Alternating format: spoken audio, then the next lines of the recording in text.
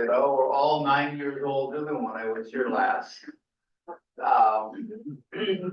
But the conflict, as it's called, we'll talk about that issue, is still with us. And as Judy was saying, with a vengeance. So what I'd like to do tonight is get into the issues of not only of settler colonialism, that I think is an important concept, but the solutions. We get to think of a way out. You know, there has to be a political resolution, and we're not really thinking about it so much. So, as many of you know, I'm the head of the Israeli Committee Against House Demolitions, ICAN, and but over the last few years, both myself and ICAN have been instrumental in starting a Palestinian-led organization called the One Democratic State Campaign. And you know, we're really saying that, you know, the two-state solution we'll see tonight, I don't want to talk about. It's gone, and it never was, and it's simply deflection if we even bring it up. But that we do need a political program. You know, it's not enough to resist, it's not enough to protest. To lobby as you do, all the good things that you're doing is really important, but it's not at the level of advocating for a political program. You know, in South Africa, there was always the end game, one person, one vote. So all of us of a certain age, which is most of us, you know, knew what we were boycotting, what we were demanding of our governments. One person, one vote. In Palestine, you don't have that yet. And so we're working, and so I want to talk about that, but I want to get into settler colonialism because the solution flows out of the analysis. But before I do that, now we have another high-tech issue here You want to switch to, in our world, so this is the slide. yeah, Okay, so I'll, okay, You put the whole thing up. So we can all see what whole thing. the screen, the projected screen there. Higher up on Move it higher. last time we tried to move it, we lost everything. That's something you can put.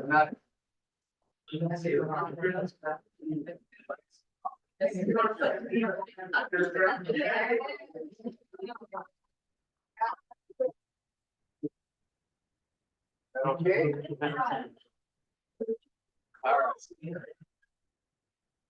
First things first.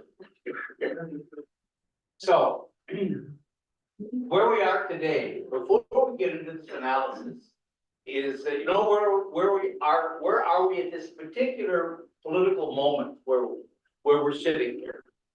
And you know, we talk about the Israel-Palestine thing. You know, we've been talking about it for years, and it goes on and on and on. But in fact, we're getting to a point where it ends. And not in a good way. So where we are exactly today, you know, we have to talk about Gaza, or at least we have to think about Gaza. Our hearts are all with Gaza, and you can't really begin a discussion without acknowledging the genocide that's going on in Gaza. Having said that, and appropriately our attention is focused on that, but having said that, Gaza is a marginal, minimal piece of the bigger geopolitical picture that's going on. There's something much bigger, and if I give another title for this talk, it might be something like, you know, Israel is nailing down apartheid under the cover of genocide.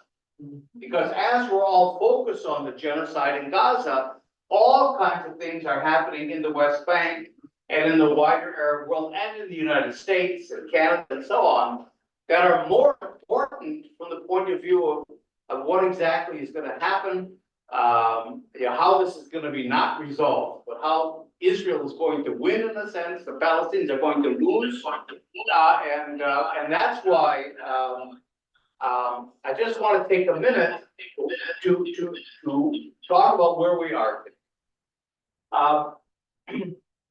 And that is this, you know, that we've always, the two-state solution idea, which is, okay, which is the solution of governments. Governments all support that because they know it's not gonna happen, but it's a good conflict management tool. Deals with it, this is Israel. Israel recognized internationally, a member of the UN, on 78% of historic Palestine. So you had the partition, of course, in 1947. The Jews, who were newcomers to the country, the Zionists, got 56% of Palestine. And the indigenous population, through the UN, that really had no authority to do this, only got 46% of the country. So that Israel was established, and that's why they didn't accept it. But Israel was then on 56%. You had the what we call the War of Independence, of course, what the Palestinians call the Nakba, the catastrophe in 1948, and Israel conquered half the land that had been allocated to the Palestinians by the UN in the partition plan. So now, after 1948, Israel is on 78% of historic Palestine, and Jordan took the West Bank of the Jordan River, and Jerusalem and Egypt took Gaza. 67 comes, and Israel completes its conquest of Palestine.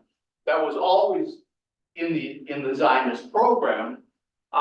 So that today we call the West Bank, East Jerusalem, and Gaza occupied territory. In international law, it's seen as an occupied territory. But nevertheless, Israel doesn't see it that way, because what we call the West Bank, and if you look at a map and don't know much about it, the two-state solution looks a little bit reasonable. I mean, here you've got a coherent territory. Okay, and then here maybe we'll make a connection. But it looks like, okay, we can detach a Palestinian piece of territory from Israel, and here you got two states. But what people don't take into account, and Judy referenced, sources that are still relevant politically from 3,000 years ago, biblical sources and others, is that what we call the West Bank is actually Judea and Samaria. From the point of view of the Zionists, who are very different from Jews here, that's a whole other discussion. But Zionism was defined Judaism territorially. It went back to the Bible and defined Jews as people that are living there, indigenous, actually, which is kind of an outrageous claim, within particular borders. So that biblical geography becomes the relevant geography of Israel today.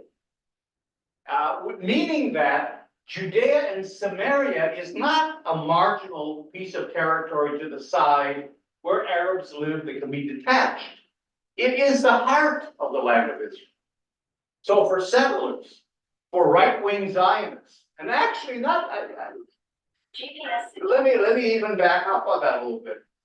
For Zionists in general, because we have to remember that this whole enterprise of Zionism, including the Six-Day War, including the conquest of the West Bank, including the building of settlements, including the building of the wall, the whole thing has been done by the Labour Party, which is the secular, so-called left-wing socialists. So we can't blame this on the Likud, Netanyahu, the religious settlers. This has been done really by the mainstream of the Zionist movement, which really means that Zionism is a settler colonial movement committed to taking over and Judaizing Palestine. So, but the point I'm trying to make then is that rather than accepting the two-state solution, of course, then Israel went to settle and annex and incorporate the West Bank into Israel. It didn't want to do that with Gaza. That's why I say Gaza is marginal. There's 2.5 million people almost in Gaza. It's a marginal land.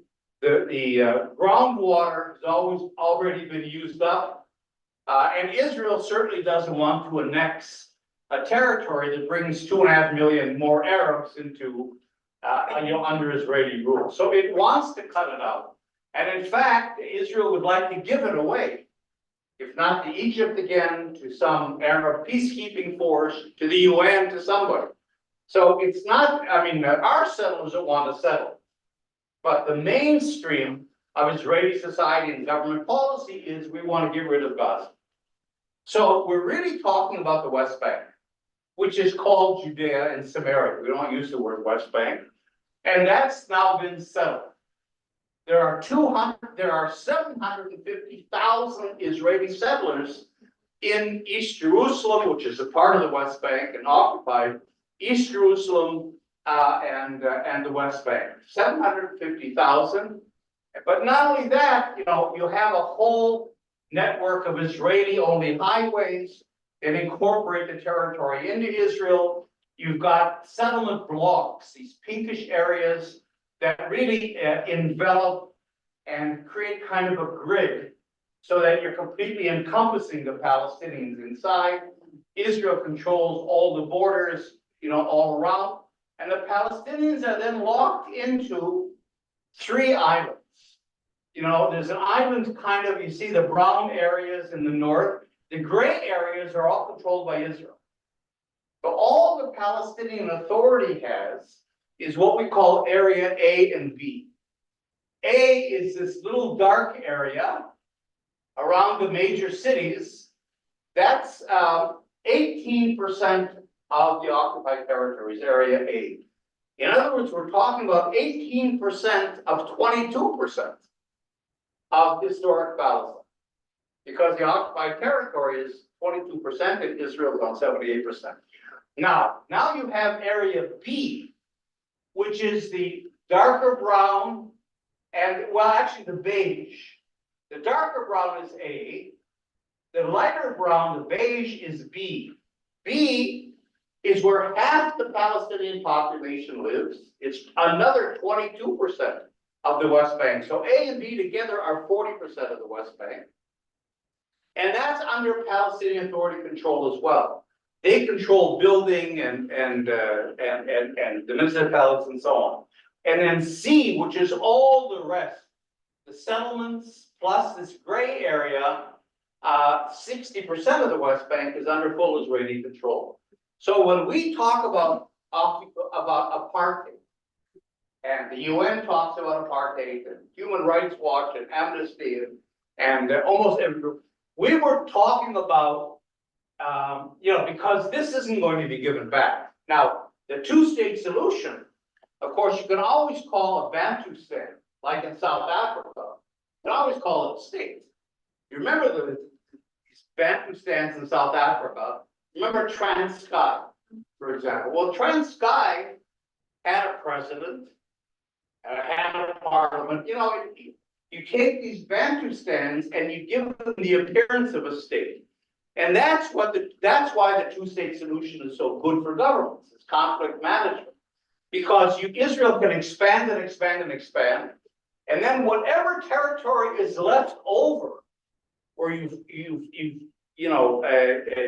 pushed and confined the Palestinians, that can be called the state. Now you have a 2-state solution, even though these enclaves where Palestinian lives are not sovereign, they're not viable, they have no economy. They're Bantustans, precisely the South Africa sense. That's why we talk about apartheid. So our assumption was, if you look at this last map, without the dots, actually, our assumption was Israeli apartheid, approved by the Canadian government and the American government, of course, and so on, would eventually lead to an Israel on 85% of historic Palestine. In other words, the 78% of Israel plus the settlement blocks. You see, Israel would retain control, of course, over the whole country, but it would allow a little kind of a Palestinian Bantustan to emerge in areas A and B and Gaza, which is about 15%. historic Palestine. Now, we have to remember, by the way, that the Palestinians today are more than half the population of that country. So you're already, before refugees returned, then you have the refugees outside, but inside, the majority population is now being confined to 15% of the land. And that's always been our working assumption of apartheid. Last week, you know, you have this guy, the finance minister of Israel, is called Bezalel Smotrich. Very violent settler. He's been arrested dozens of times, even for terrorism and extremely violent things. Who's the finance minister, but he's also in the Ministry of Defense. He's the one that controls the civil administration, which is the military government of the West Bank. So this violent settler is the authority that has authority over land expropriations, house demolitions. I mean, tens of thousands of Palestinian homes have been demolished, and the building of settlements on Palestine. Now that's in the hands of a violent right-wing settler. Okay, so what he did last week as the head of the civil administration, and this has to be approved by the government, so he's not doing this on his own, is he said, we're taking back Area B from the Palestinian Authority. The 22% of the West Bank where half the Palestinians live, we're nullifying or we're canceling the authority of the Palestinian Authority to control building. Right? Now that's going to be and so that means that in Area B, Israel will begin to demolish Palestinian homes, will begin to expropriate land, and will begin to build settlements. You see, now half that population is now going to be pushed into Area A. Well, Area A is 18% again of 22%. It can't possibly accept that population. So what we're looking at then is a double ethnic cleansing. On the one side, you have Gaza. And Israel doesn't want Gaza, but it certainly wants to get as many Palestinians out of Gaza as possible, you know, for control. They want the gas, you know, on the sea. That's right. Well, and then Jared Kushner said, if you remember a few weeks ago, that actually, you know, since Gaza's been leveled and made uninhabitable, once we get the Arabs out, that's his language, a lot of waterside property is now freed up. I mean, this is, you know, a serious thing from a, you know, a real estate guy that has pretty good relations with what could well be the next president. So in other words, the idea is to get as many Palestinians out. Now they can't drive them out. And this is what we have to really watch for. Humanitarian is often the enemy of the political.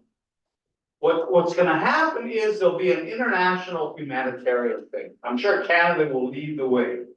You know, we'll accept, and matter of fact, Canada already said they're going to do this. I don't know if they've given a number. We will accept 50,000 refugees from Gaza. Well, they're not really refugees. They've been made refugees and the land uninhabitable precisely for that purpose. So now, and actually, I don't want to insult anybody here, so if you're active in this, don't, you know, people have gotten up in my glass the other night in wherever it was, Waterloo or Kitchener. You know, if people got up and said, I'm a part of a movement, this is a family, this is a Gazan family, we're raising money to help this Gazan family get out. Well, on one level, you can understand that, and of course, that's good for them, maybe even crucial for that family. But on a wider basis, especially if this is a, you know, a movement where everybody's beginning to identify families. It was in Hamilton last night. That's a part of the ethnic cleansing. That's exactly what Israel wants. So for good reasons, good liberal people are actually, a part of the ethnic cleansing. So the United States will say, well, we'll take 50,000. Australia will say, we'll take 100,000. And New Zealand will take some, France will take some, maybe Britain. In other words, if you divide it up and everybody takes a few tens of thousands, you could get 1 million or more Palestinians out of Gaza under the guise of humanitarian. So that's the form that ethnic cleansing is going to take there. On the other hand, you also certainly want to ethnically cleanse the West Bank, because these are actually Arabs that Israel has to directly rule over, under its apartheid regime. So it wants as few Arabs. I'm saying Arabs because we don't use the word Palestinians in Israel. And so that's, you see, if you then take over Area B, and simply Palestinians have nowhere to go. Nowhere, and again, you get almost the same, not the same degree of violence, but the same clearing of the land to make it uninhabitable for Palestinians. Then they'll have to find ways to go through Jordan and out to other countries. And then again, you could easily get the same thing. Canada will say, well, we'll take 10,000 from here. It's the same kind of a mechanism, or they'll emigrate. The point is that you have ethnic cleansing going on from both sides.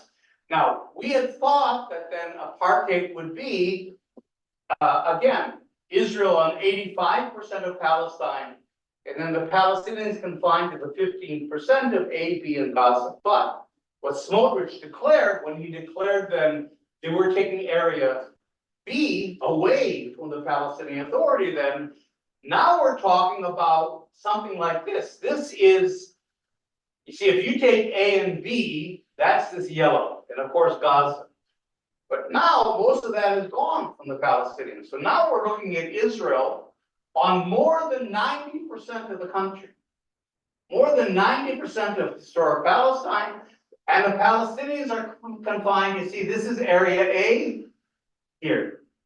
See, Israel controls the whole Jordan Valley, and in fact, yesterday, Israel expropriated 12,000 acres of land right in this area of the Jordan Valley. This has all already been ethnically cleansed, except for this island of Jericho, you see? So that this little area here is where this dot is. Area A is here. You see, this is how the map, it's all disconnected too, because here is A around Salfit, and here is A around Ramallah, but you see in between it's all B. So you see how Israel will further fragment and divide the Palestinians. So that leads you somehow to some little tiny enclave here. Now we go, Jerusalem has taken over the whole central part of the West Bank. So you've got Bethlehem here, that's all surrounded by settlements, and then going down to Hebron. So this is kind of another, but you see here's B again, disconnecting it all. So that's another dot. So basically, and then of course in Gaza, especially if it's uninhabitable, I don't know how it's going to be rebuilt. And then if Israeli settlers begin to move back. So even Gaza won't be repopulated. Whatever Palestinians remain will remain maybe around Rafah in the south, because Khan Yunis, Gaza City, all the other cities and towns of Gaza have been destroyed and aren't going to be rebuilt unless they're rebuilt for settlers by Israel. So in other words, we're talking now about apartheid on 90% of Palestine. Now, this isn't just some scenario. And this is what I want to alert us to. That is that Biden has said, Canada is a part of that whole thing, the whole G7 and NATO and all of that, that as soon as the fighting dies down in Gaza, we are going to go back to the normalization process that we were in between Israel, Saudi Arabia, the Gulf states, and Egypt. You see, If you remember that, it was a normalization, and look what happened.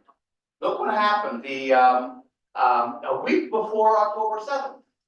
Netanyahu, if you remember, gets up in the UN, brandishing a map of the whole country, of all of Greater Israel, right, in the UN. And he said, within a week, we are going to sign a normalization agreement with Saudi Arabia. What would that mean? That would mean the end of the Palestinians, and it would mean the end of what we call the conflict. So, because Israel would then expand to the Jordan River, you see, it would expand over the entire country. And that would be not legitimized and recognized. It's a part of it. This is a G7 initiative.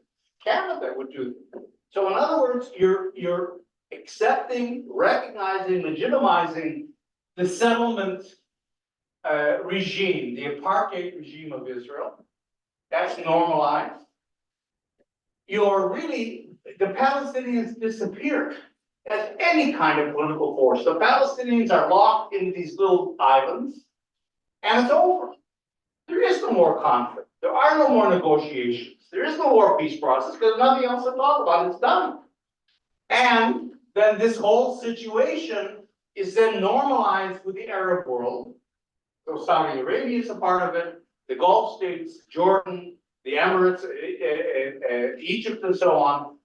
So that you've got basically a greater Israel uniting with the bigger Arab world, and the Palestinians disappeared.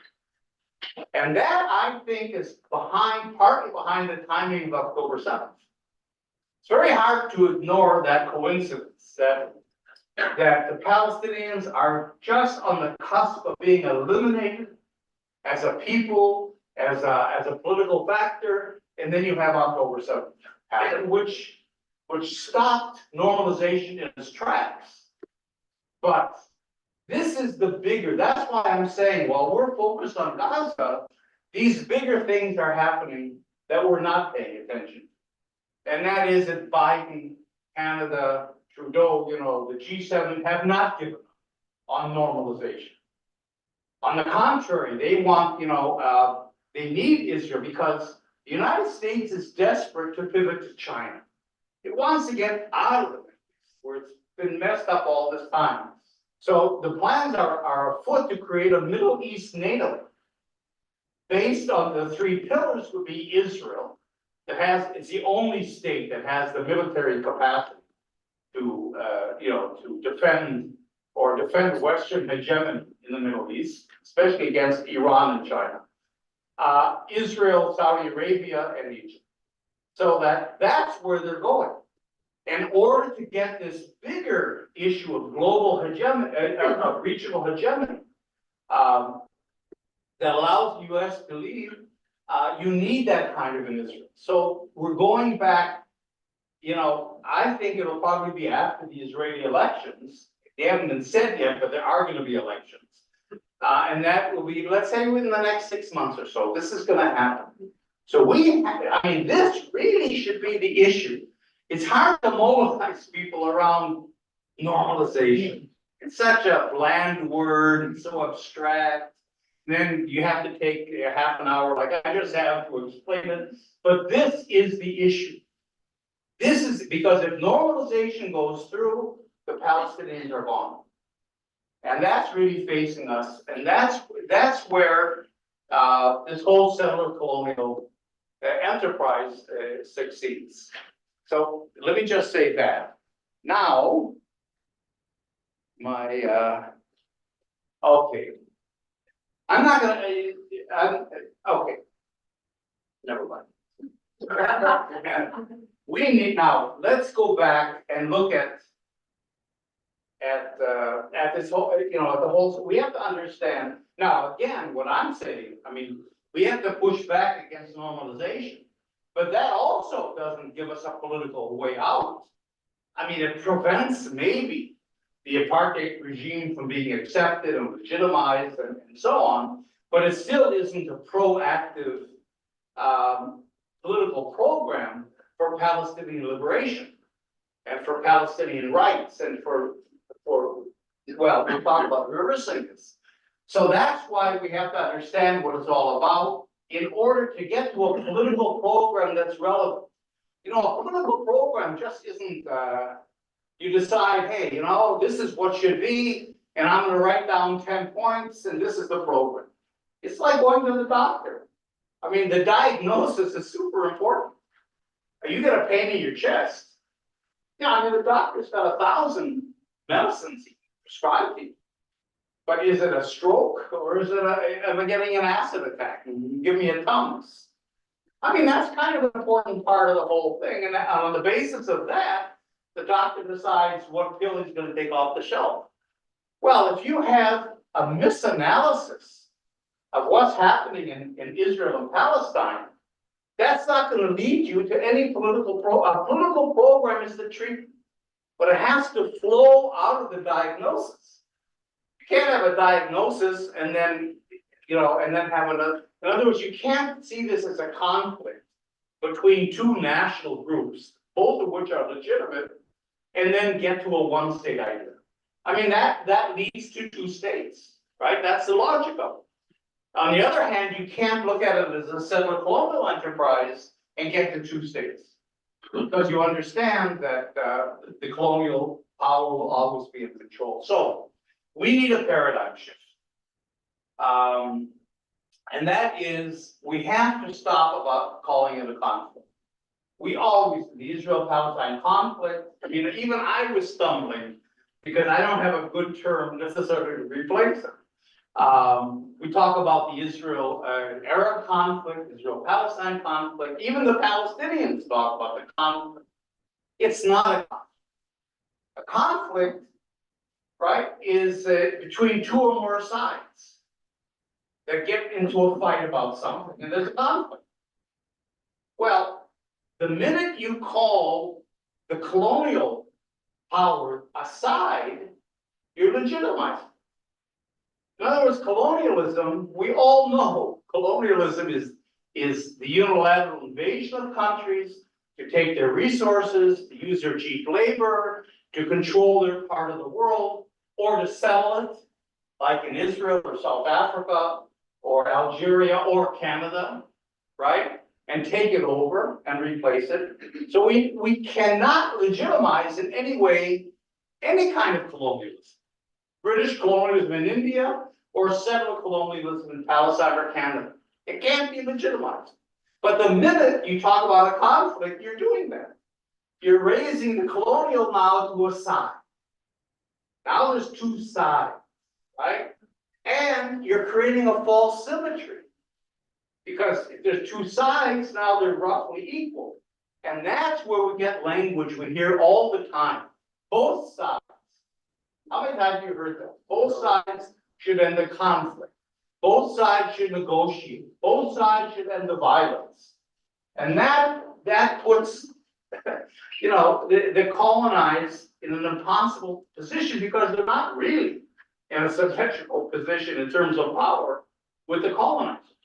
And how do you resolve a conflict? You know, we all know conflict resolution. You know, you get the sides together, and then you build trust, right? You have a meal together, you have some tea, you go walk in the woods of Camp David, you know, and then you start to negotiate, and you end the conflict by compromise. Well, what are we expecting to colonize to compromise? What are we expecting the Palestinians to, that 78% of the country belongs to somebody else, the colonizers? You know, and in Camp David, when Barak, Ehud Barak, made a generous offer to the Palestinians, right, in which it wasn't 78%. He offered them, you know, pieces of the West Bank and Gaza, and Arafat said no. Clinton got right on TV and blamed Arafat for being intractable. Yeah. So if the colonized don't accept the generous terms of the colonizers, they're being blamed. And the colonizers come out as the peace-loving, rational, right, actors. I mean, do we expect the Palestinians to negotiate about refugees? Refugees have a right to return, period, in international law. Well, there's 7 million refugees. Israel's not going to accept them, obviously. So now we begin this kind of, give and take, this kind of, market type stuff. Well, would you take 100,000? And Israel says, well, you know what, maybe we'll take 50,000. Well, what about 65? You begin dealing in human lives. You know, how many refugees have a right to come home? I mean, what right does anybody have, including Palestinians, to do that? You know, in human rights, it's interesting. In human rights law, you have no right to abrogate your own rights. In other words, you can be forced, the Palestinians can be forced by a stronger Israel with the US behind it to sign something. They can be forced to do it, but they have no right themselves to do that because they're forfeiting, they're abrogating their own human rights. So refugees have a right to, that shouldn't be negotiable. You know, the erasure of the Palestinian people, and every aspect, every element of this should not be up for negotiation. So conflict is a bad term. And it feeds exactly into, it justifies, legitimizes the colonial power. So instead we should be talking, now it's a mouthful, but a diagnosis, that's the point of it, You're happy when you diagnose this because you know what you have. The language is important, even though it might be some fancy medical term. What the disease is, it's not a conflict, it is an anti-colonial struggle. It's an anti-colonial struggle against Zionist settler colonials. That's what the name of the disease is. Now, whatever treatment we find has to flow out of this. That it's an anti-colonial struggle, and we'll talk about that in a second. And there's no negotiated solution, as we've talked about. The only way out of settler colonialism is to decolonize.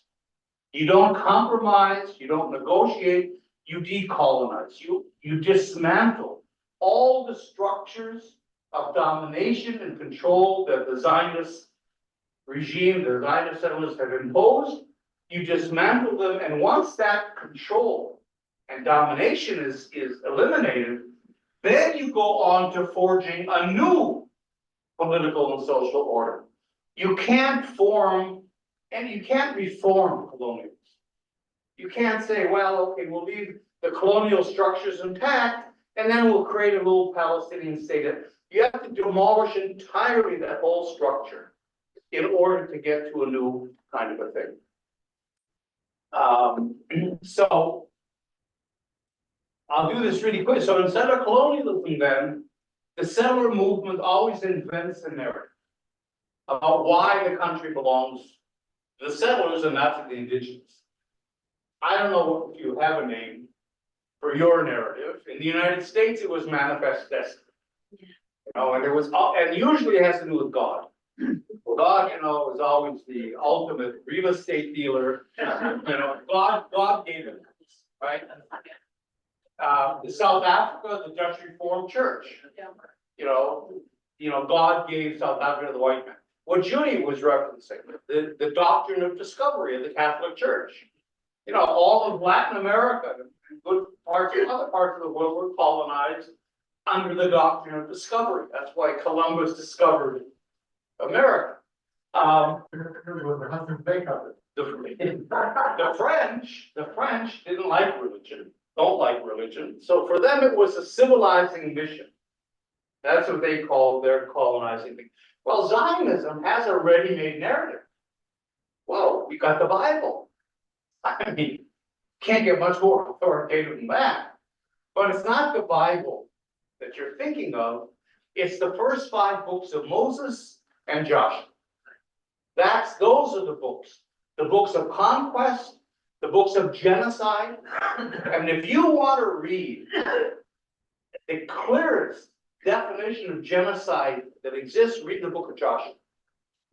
Man, God says, you kill every single man, woman, child, ass, donkey, cow, dog that exists in all of Canaan. You killed it, it was genocide. I mean, genocide with a capital G. God was genocidal. Is genocidal, also in the books of Moses. But, and then you take all the possessions, the loot of the Canaanites, and you sacrifice them to the Lord, right? All right, now I don't know if you've read the book of Joshua, but there's one guy named Achan. Achan took a silver cup, from all the loot, instead of sacrificing God, he kind of, scurried away out of the cup, and God found out. God says to Joshua, burn him. I mean, that's what he said, burn him. And Achan says, geez, I'm sorry, I didn't mean it on you. Burn him. And they burned the guy. So those are the sources that Zionism is coming out of. That's the narrative, the national narrative, but really genocide. Now, genocide is built into all settlements. I don't want to pick out the Zionists in particular, certainly Canada has its good share of genocide. Every settler colonial movement is genocidal. But here you had not only was it genocidal in its structure and process, but it was genocidal in its narrative, in what it was doing. So when Judy asks, why don't Israelis feel bad about what they're doing to Arabs? It's because, they're not fulfilling God's law. Some of them are. The Zionists that started Zionism were not religious. They were anti-religious. But nevertheless, God was very useful. And the whole narrative that's built in the Declaration of Independence. So it's a legitimate moral movement to reclaim the land of Israel that belonged to us. And Arabs then don't fit in, but they're basically foils, or they're basically disrupting what should be a moral, a historical process of Jews coming back to their country. So that's the way it's seen. So in other words, every settler colonial people, including you and me, I'm a double settler. I'm American and I'm Israeli. And I call myself in my book a settler who refuses. Because I don't only acknowledge it like you do, but I'm also trying to end settler kind of a thing. So the settlers invent the narrative, then they invade the country in order to make it their own. And a term we never use, but we should use, is Judaization.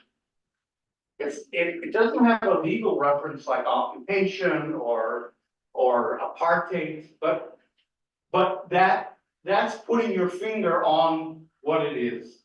The Zionist movement was intended to Judaize Palestine, to transform an Arab country into a Jewish country, transform Palestine into Israel. So that this is really the proper term that we should be using. That's my man here. I gotta pay him afterwards. So. All right. I'm not going to go into detail, but settler colonialism is inherently violent, of course, because it's displacing, and it's unilateral. So that goes back to another reason why it's not a conflict. I mean, the Palestinians never had a conflict with Jews. Jews had lived in Palestine for millennia. Jews were coming. I wrote a book about the Jewish yishuv in Jerusalem in the 19th century. Jews were coming in fairly large numbers in the 19th century, but they were coming either as immigrants, or they saw themselves kind of as pilgrims, people coming to the land of Israel for religious reasons, and that was fine. There were no conflicts whatsoever, and they were accepted because they were willing to integrate into the wider society. And then, they lived out their own religious lives, cultural lives, and so on. So the whole idea that this is a conflict, you know, is unfair to the Palestinians, because they're irrelevant to this. It's unilateral. It has nothing to do with the Arabs. Arabs are just, their Zionism called them the hidden question. That was the way they dealt with it. But it's unilateral, we just do it, and it's us. It's almost narcissistic, you know, it's all about us. Okay, and then of course, it seeks to eliminate the indigenous population and replace them with the settler population, which means that genocide is built in. So by necessity, the indigenous have to resist. When they have, there's no settler colonialism without resistance from the indigenous. I mean, you don't voluntarily get displaced and dispossessed and thrown out of your homes and lose your country and lose your heritage. I mean, so always there's resistance, and it's permanent resistance. Sometimes they can't always sustain military resistance. Sometimes, like in Canada, they're marginalized. There's smaller groups now. They're not going to overthrow the Canadian government, but there's resistance in all kinds of ways. That continues. It can never be ended. Can never be normalized for the indigenous unless you have decolonization. You know, and we're far from that, you know, here as well as there. So they have to resist, and then their resistance is criminalized. That's how, because the settler colonialists can't direct if they recognize the indigenous as a side, they're legitimizing the fact that they exist. So Israel doesn't talk about a conflict, because the conflict means we're in conflict with someone, but that someone doesn't exist for us. Israel has never, ever, until this day, recognized the Palestinians as a people with national rights. They're Arabs. There's a bunch of Arabs running around. That's what they've always been. And therefore, you know, if morally we're coming to make this country Jewish again, and you know, we're replacing the Palestinians or the Arabs or whatever with Jews, which is a good thing, and we're reviving Judea and Samaria, and we're Jerusalem, and you know, all of that, and we're a democratic country. We're a part of the UN. You know, we're best friends with Canada. In that case, anybody attacking us is a criminal. It's not political. How can it be political? We're normal, everyday people, and that's kind of the narrative that comes out of October 7th. You know, here are just innocent people, which they were. I mean, I'm not. My heart goes out, you know, for the hostages and the people that were killed, of course. But when Guterres, the Secretary General of the UN, said there's a political context to October 7th, he was vilified by Israel. You know, they wanted his resignation because it's settler colonialism. There is no context. There is no, you know, and so these have to be criminalized. They're terrorists, and that's all. You know, you can never admit that they have something to resist. You see, and that's part of the equation, and you see that in Gaza very well. This, from my point of view, is a symbol of settler colonialism, the bulldozer. You know, because you're destroying the culture, you're destroying the housing, you know, you're erasing the people. This is a D9 bulldozer made by Caterpillar.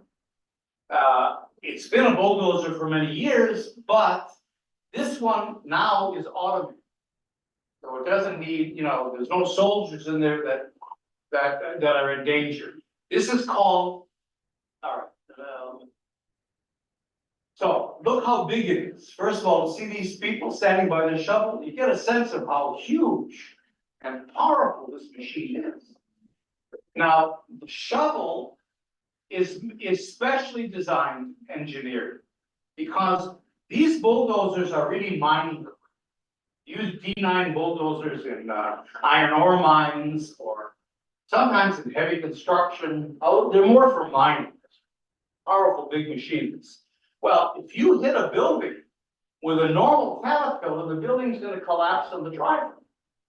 So Israeli military engineers, together with Caterpillar engineers, designed the shovel in a way that when it hits a building, it falls away. It can even be a 3-4 story apartment building. You see, and these bulldozers precede the tanks. If you see a column of the Israeli army invading Gaza, it's first, and that's in fact their motto. It doesn't say, you know, always first. They're first because they clear everything. The houses, the roads, bombs in the roads, fields. It just clear this way for the army to come in. Including, for example, when Israel attacked the Khan Yunis hospital and all the hospitals, really. There were thousands of Palestinian refugees from, you know, huddling around the hospitals for safety in tents. Well, these bulldozers ran over the tents, ran over the people. I mean, you're talking about thousands of people that were killed by these bulldozers clearing the way for the army to come in. So this, from my point of view, is the symbol of settler colonialism, the erasure, the destruction total. I mean, you know, again, you can see how people rationalize. Get back to Judy's point a little bit, or how they try to, what's the name of this terrible machine of mass destructive? It's a weapon of mass destruction. It's called the panda. And they call it affectionately the teddy bear. You know? So when it's in the news, and it's been in the news, all these soldiers that are in their lovely teddy bear, and they even have teddy bear, you know, little teddy bears in the cabin sometimes or whatever. You see, it comes out to the general public. It's not such a bad thing. No, it's next slide. We'll come back in 1 second. Pardon me? Red arrows. No, those red arrows are how they designed the contour of the shovel so that when it hits the building, it falls away. In other words, what I'm saying here is this isn't spontaneous. It isn't like, you know, we're being attacked and now we're defending. This shovel is intentional. I mean, these are trained engineers that sat in offices and designed and thought. In other words, genocide is planned in detail, and how is it done, with what kind of a machine?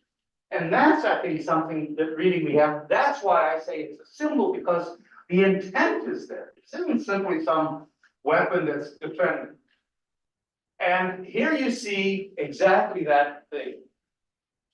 What I said about insecurity, there's always insecurity in a settler colonial place because the wounds are always open. The indigenous are still colonized. You know, the violence is still there. Now, in Israel, of course, the insecurity is more real. I mean, the Palestinians are a large population that have military capabilities, right? So, I mean, there really are attacks. And look, Israel's tried now for 9 months to defeat Hamas without success. So, It's not the same building. yeah, I'll come to it 1 second. But the insecurity is more than that.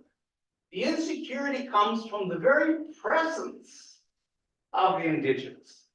Because as long as they're there, as long as sometimes you can see them out of the corner of your eye, as long you can't put the closure on settler, you can't normalize because they're there.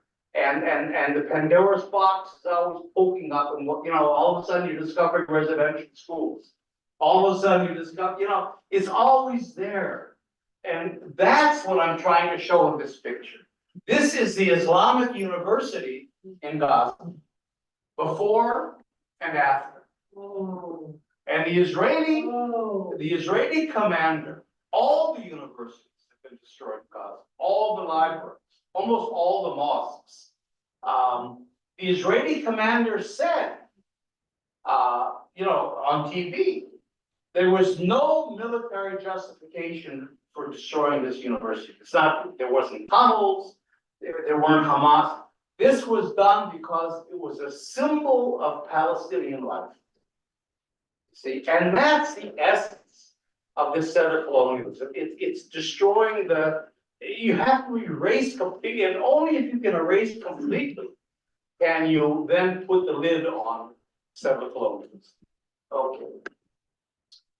And then the only way out, I won't go into all this, but the only way then out, the only way settler colonialism ends for the settlers is through normalization.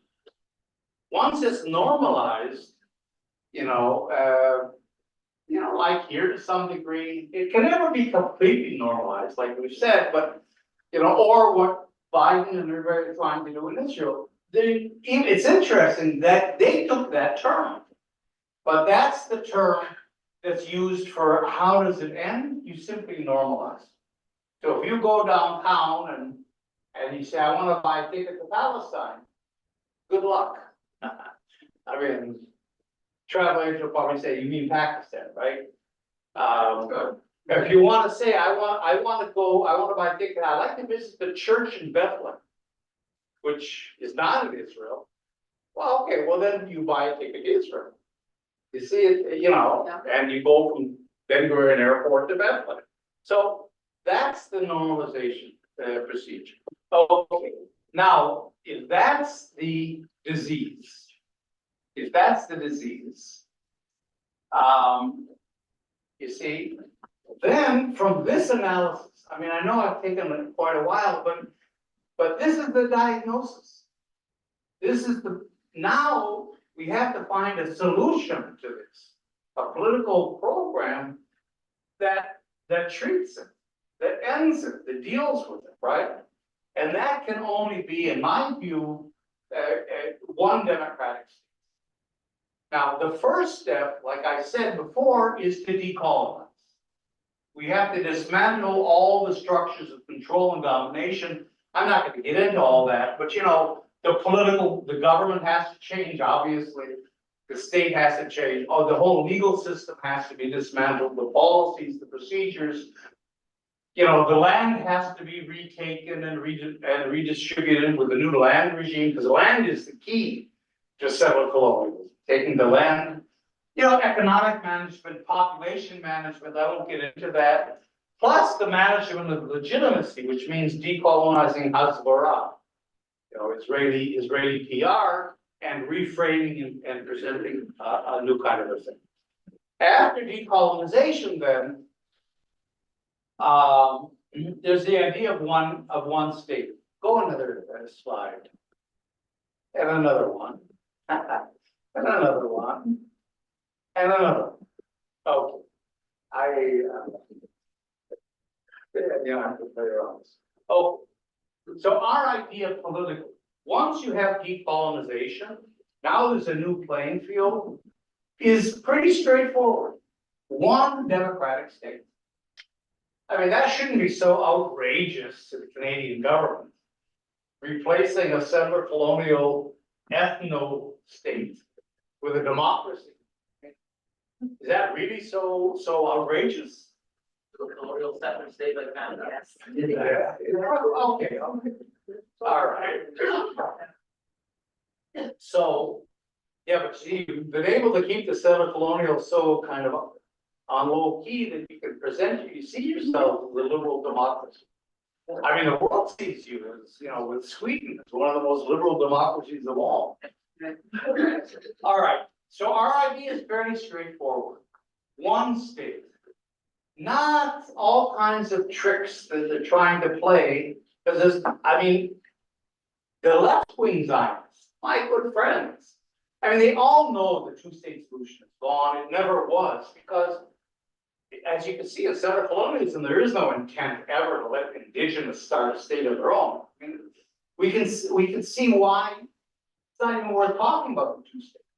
But still, how do we keep Jewish supremacy? How do we keep our control? How do we de facto keep it going, even though we can't have two states anymore? So there's all kinds of ideas, confederations and federations. and cantonization. There's one plan that we create 34 cantons in this country. And then, of course, some cantons are Jewish, most of them are Jewish, some of them are Arab cantons. And, you know, that's the way and then we all live in the same country. You say, well, what's gonna prevent a Palestinian with no employment, who lives down here in the Judean desert, to move to Tel Aviv? You know, where there's employment, there's a city, there's housing, there's schooling. Well, you know, each canton will have its own council. So it can decide who comes in and who doesn't. You see, it's all this colonial thing, just in different packaging. No, we're saying one country, period. Just like Canada, say. Well, all right, I'm not gonna go there. Forget it. One country, one citizenship, one parliament, you know, one set of laws. Period. We're all, now, we don't have a name for that country. Because if it's a decolonized country, you're not gonna call it Israel. Palestine. And if you call it Palestine, which is a possibility, it's not inclusive really, because almost half the population aren't Palestinians. So let's just call it, for the sake of our discussion tonight, I'll end in a couple minutes, let's call it Zata. You know, you all know what Zata is, it's a Palestinian verb. So we're all Zatarians, right? Living in a state of Zatar. It's a civil society, we all have the same, we're all Zatarian citizens. Okay, now, of course, the refugees have a right to return, but here it's interesting because the revolution of this is the idea of citizenship. Today, in Israel, everything depends on what your religious or ethnic identity is, who you can marry, where you can live, what job you can get, can you even leave the country? Or some of you will say, you know, the ability to enter the country. Everything depends, you know, you scrap all of that and you go to the idea of a citizenship. So here, the refugees actually have a double right to return. They have a right to return as refugees, like all refugees do, but they're also our citizens. Just because they were driven out in the Nakba, or even if they voluntarily left the war zone, doesn't mean they lost their civil status. You know, if you flee Kyiv, as the Russians are coming to Poland, you don't stop being Ukrainian. So they never stopped being citizens of the country. So in a way, they're coming back to reclaim a citizenship that they never lost. So there's a double right of return here. Of course, you'll have all the individual rights that you have in any democracy. I won't get into that. The hiccup comes. There's always, of course, it's gotta be some problem, right? God forbid, it should be a smooth process. So the problem is, it's not a problem. The disagreement has to do with polygamy. And there's two views. Just to reflect what you were saying before about Palestine, I mean, that's the view of the vast majority of Palestinians, maybe 90% or more, that says, look, decolonization means liberation. It's a Palestine liberation movement, it's a liberation movement. Liberation means liberation. In other words, Palestine becomes Palestine. It's called Palestine. Palestinian national rights of self-determination are restored. Palestinian people come home, and it's Palestine. It's our country. Well, when you say, well, what about the Israeli Jews? I mean, the answer is, in a way, who cares? Why should I care about the colonists that did all this stuff to me? If they want to stay, they can stay as citizens of Palestine, right? They've got equal rights, but the state is a Palestinian state. And if they want to leave, which would be great, they can leave. So that's the idea of, I think, most Palestinians. I belong to a group, the One Democratic State Campaign, that says that's just, it's moral, but it's not gonna work. Because it's based on the idea, which I understand completely, but I don't accept, that Israeli Jews are not a national group. That you can reduce them, I mean, it's after 76 years of sovereignty in the state of Israel and counting and so on, they've become a national. I mean, whether they should be or shouldn't be or what, and Palestinians don't want to accept it. The vast majority of Palestinians will never. They say, and they're right in a way, if we recognize Israeli Jews as a national group like us, we're rewarding settler colonies. We're almost legitimizing, which is true. On the other hand, sociologically, politically speaking, they are. And you can't reduce a national group to an ethnic or a religious group. So we're stuck in a way in a binational reality. You know, and so the problem here is that if you have a state, and you see it, it's almost a reversal of Israel, Jewish democracy here, a Palestinian democracy there. If you try to, one particular national group tries to rule the country, it's almost, I mean, none of us here, I don't think, are pro-nationalists. I mean, none of us like Urban in Hungary, none of us like nationalism, you know? So, you know, nationalism is repressive. Nationalism represents one group, it claims one group owns the country, and it usually gets into a conflict of the groups. The experience of African states, for example, after independence is terrible. Because all the civil states they tried to create were all dismantled in these civil wars between tribes and religious groups and other nations, and all of them were stronger than the civil state. And it collapsed, and you had all, until today, a lot of, look at Sudan. So that what we're saying is it should be one civil state. In other words, everybody's a citizen, and then the trick is, now you're still Palestinian, of course. Don't, you know, ignore that, or Israeli, but that becomes a cultural issue. In other words, there's a transformation of political nationalism that wants hegemony, that wants to rule, into a cultural nationalism. So you can have your language, you have your literature, you have museums, you have universities, every expression, but within the framework of the civil state. So the last slide, I think, or almost slide, this is a picture of how, kind of a depiction of how it would look. The idea being that this is Zata, right? The circle is Zata. The civil society, the people that simply identify as Zatarians. Now they might say, of course I'm Palestinian. Of course maybe I'm Israeli or I'm Circassian or I'm Armenian or I'm Druze or whatever. I mean, I'm not rejecting by any means my cultural heritage and so on, but like in Canada, I want to be a part of Zata. I want to live with other Zatarians. I want to maybe even marry other Zatarians. I want to work together. I want to send my kids to public school. There's a meaning of Zata, so that would be a smaller group at the beginning, obviously, but I think that would attract the middle class people. We can't just reduce all this to a sectarian thing. Here are Israelis and here are Palestinians. There's all kinds of cross-cutting things.